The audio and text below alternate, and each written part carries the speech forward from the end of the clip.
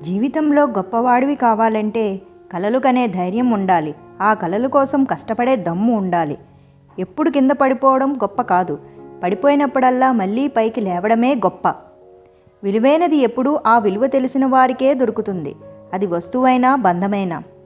నువ్వు మొదలు పెట్టాలంటే గొప్పవాడివి అవ్వక్కర్లేదు, కానీ గొప్పవాడివి అవ్వాలంటే మాత్రం ఖచ్చితంగా మొదలు పెట్టాలి.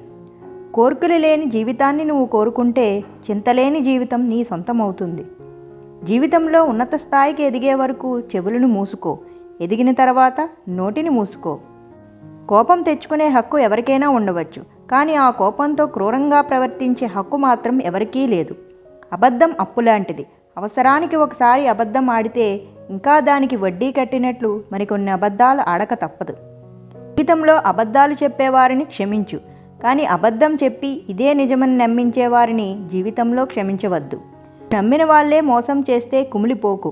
గుడ్డిగా నమ్మడం నీ తప్పేనని సరిపెట్టుకో, కానీ ఒక్కటే గుర్తుపెట్టుకో, దేవుడనేవాడు ఒక్కడున్నాడని లెక్క సరి చేయకుండా వదిలిపెట్టడు.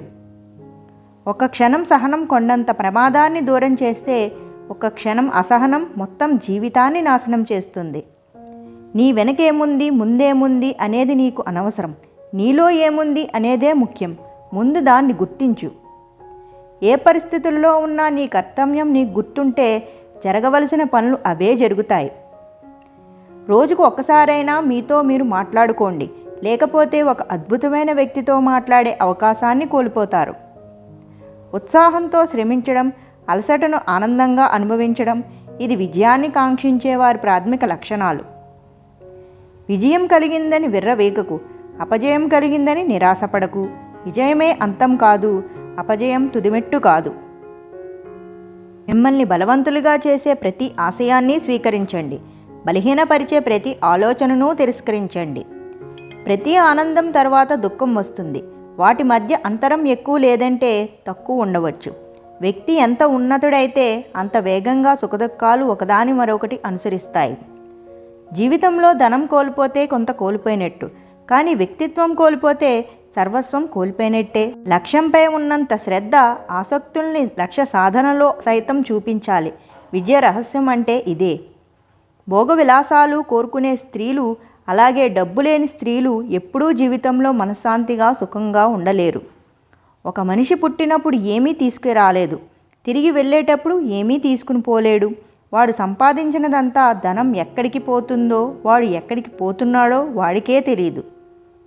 అందుకే ఉన్నన్ని రోజులు ఎదుటివారికి సాయం చేస్తూ సుఖంగా బ్రతుకు. ఇలా కొంతైనా చేస్తే నువ్వు బ్రతికిన జీవితానికి ఒక అర్థం అంటూ ఉంటుంది. లేని బిడ్డ వల్ల ఫలితం లేదు, ఓర్పు లేని భార్య వల్ల సుఖం లేదు. అలాగే మంచి గుణాన్ని వివేకాన్ని ఇవ్వని చదువు కూడా వ్యర్థమే. పువ్వు రంగు ఏదైనా పూజ పరమార్థం ఒక్కటే. నీల రంగు ఎప్పుడూ నలిపే, పాలరంగు ఎప్పుడూ తెలిపే. అలాగే ఆదరించే రూపం ఏదైనా భగవంతుడు మాత్రం ఒక్కడే. ఒక చీడపురుగు చెట్టును చెడగొడుతుంది, ఒక నీచుడు గుణవంతుడిని చెడగొడతాడు. తప్పు చేయనివాడు గొప్ప సంపద గలవాడు, తప్పు చేయనివాడు లోకంలో లేడు. అలాగే గొప్పతనం లేని తెలివి కొంచెం అయిపోతుంది. అందం అధికారం తక్కువ కాలమే. మనుషుల్ని గాయపరచడం ఎంత తప్పో మనసుల్ని గాయపరచడం కూడా అంతే తప్పు. Thank you for watching. నా ఛానల్ని ఫస్ట్ టైం కనుక చూస్తున్నట్లయితే వెంటనే సబ్స్క్రైబ్ చేసుకోండి, ఆల్ ప్రెస్ చేసుకు పెట్టుకోండి. ఎందుకంటే నేను పెట్టే ప్రతి వీడియోని మిస్ కాకుండా చూడొచ్చు. ఈ వీడియో కనుక నచ్చినట్లయితే లైక్ చేయండి, షేర్ చేయండి అండ్ కమెంట్ చేయండి.